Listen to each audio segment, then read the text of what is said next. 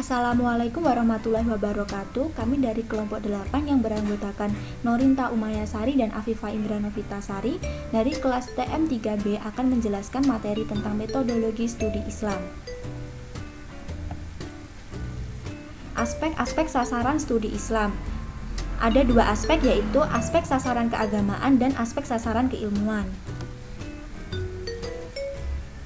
Islam dan studi agama.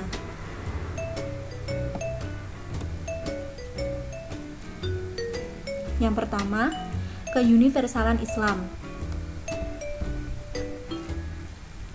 Terdapat beberapa ciri-ciri, diantaranya adalah Islam sebagai agama Allah yang bersumber dari Allah dan berupa wahyu secara langsung berupa Al-Quran, mencakup aspek seluruh kehidupan, berlaku untuk semua umat sampai akhir zaman, sesuai dengan fitrah manusia, menempatkan akal pada tempat yang sebaik-baiknya, menjaga rahmat bagi alam semesta, berorientasi ke depan tanpa melupakan masa kini, dan menjanjikan al-jaza.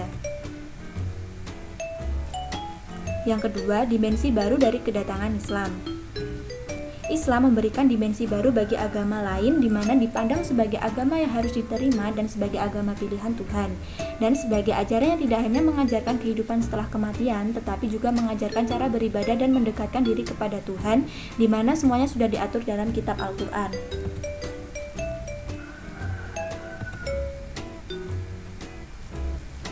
Islam sebagai jalan tengah dan peradaban umat manusia.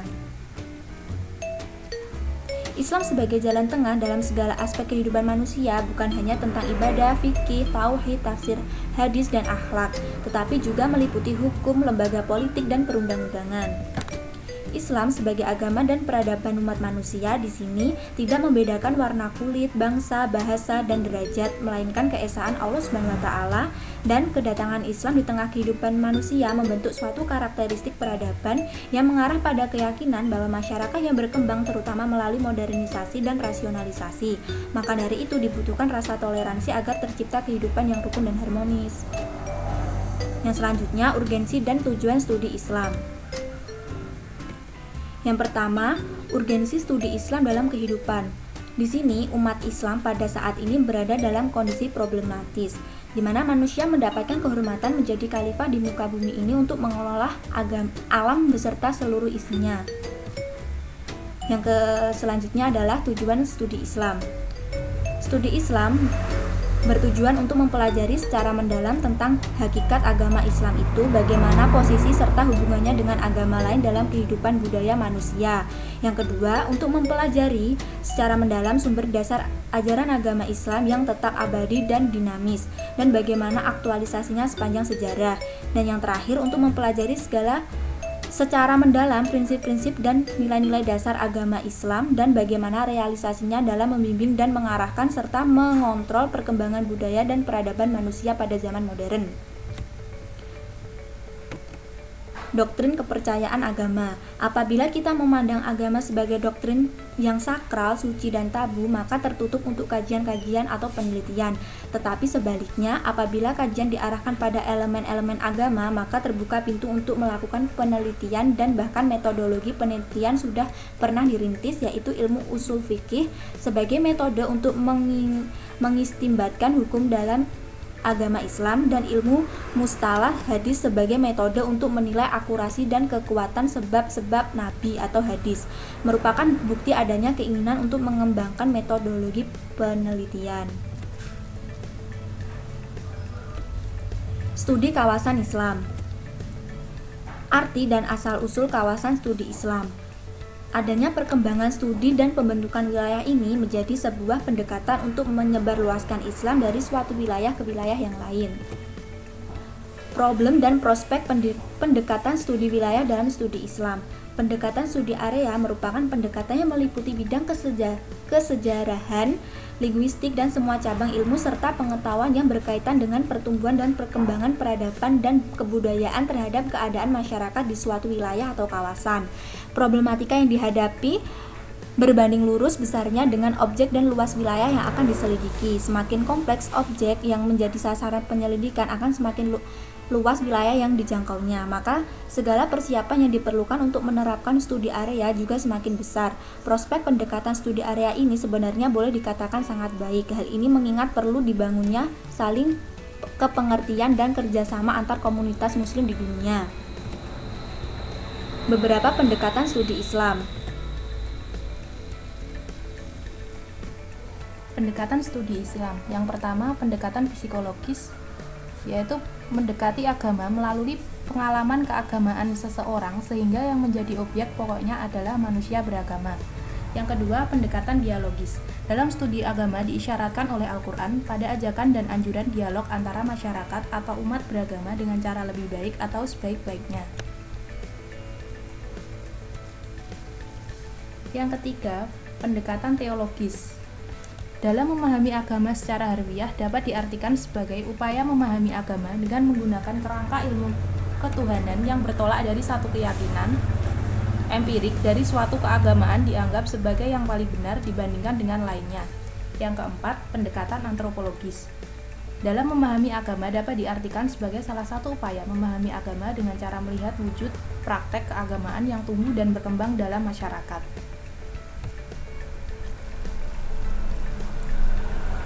Yang kelima, pendekatan perbandingan. Oleh Al-Quran digunakan untuk menjelaskan fenomena kealaman dan juga fenomena kemanusiaan termasuk di dalamnya fenomena manusia di dalam beragama.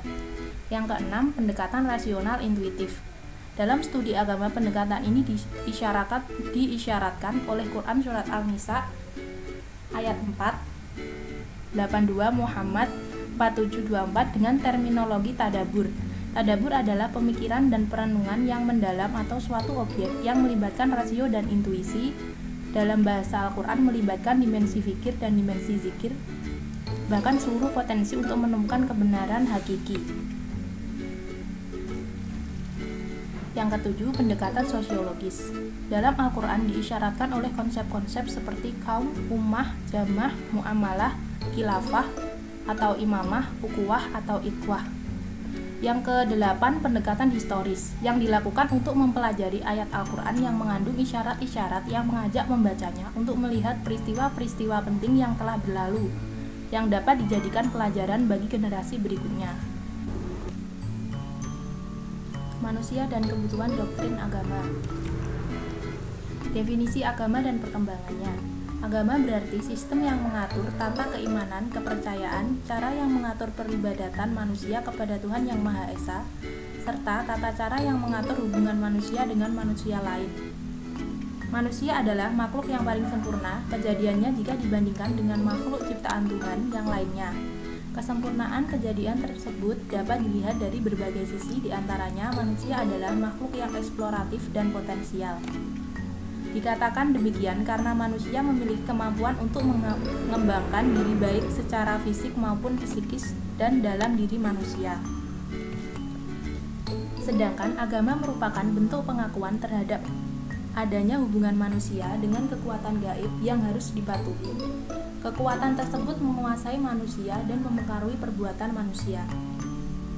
Jiwa keagamaan termasuk ke dalam aspek rohani akan sangat tergantung pada perkembangan aspek fisik, demikian pula sebaliknya.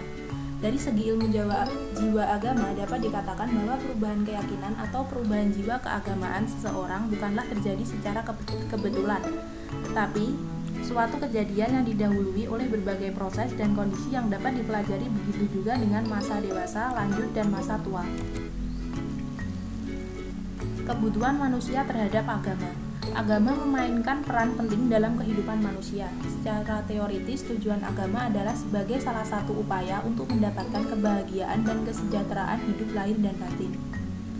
Agama juga merupakan salah satu jalan untuk mendekatkan diri kepada Sang Pencipta, upaya untuk mencapai keteraturan hidup dan melahirkan banyak manfaat dan kegunaan dalam kehidupan, sehingga manusia membutuhkan agama untuk mencapai segala tujuan tersebut. Fungsi agama dalam kehidupan. Yang pertama, aspek religius, menyadarkan manusia akan siapa penciptanya, memberitahu manusia tentang siapa, dari mana, dan akan kemana manusia tersebut. Yang kedua, aspek umum, Dalam kehidupan bermasyarakat, agama sebagai penguat solidaritas masyarakat. Ruang lingkup studi Islam. Agama sebagai objek suatu minimal dapat dilihat dari 3 sisi. Yang pertama sebagai doktrin dari Tuhan yang sebenarnya.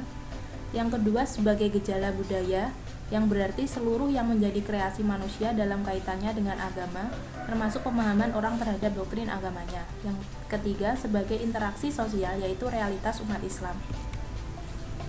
Elaborasi 3 ruang lingkup pembahasan Islam. Yang pertama, aspek akidah atau iman. Akidah sebagai sebuah objek kajian akademik meliputi berbagai agenda pembahasan, yaitu pembahasan yang berhubungan dengan beberapa aspek seperti aspek ilahiyah atau ketuhanan, nubuwah, dan rohaniyah, arkanul iman atau rukun iman. Yang kedua adalah akhlak atau ihsan. Akhlak berasal dari kata halaka atau menjadikan, membuat. Dari kata dasar itu dijumpai kata khulukun bentuk jamak yang artinya perangai, tabiat, adat, atau sistem perilaku yang dibuat. Yang ketiga syariat Islam. Syariat mengandung arti bertauhid kepada Allah, menaatinya, beriman kepada para rasulnya, semua kitabnya, dan hari pembalasannya. Pendeknya syariah mencakup segala sesuatu yang membawa seseorang menjadi berserah diri kepada Tuhan. Demikian yang dapat kami jelaskan. Apabila kurang lebihnya mohon maaf. Semoga bermanfaat. Wassalamualaikum warahmatullahi wabarakatuh. Thanks for watching.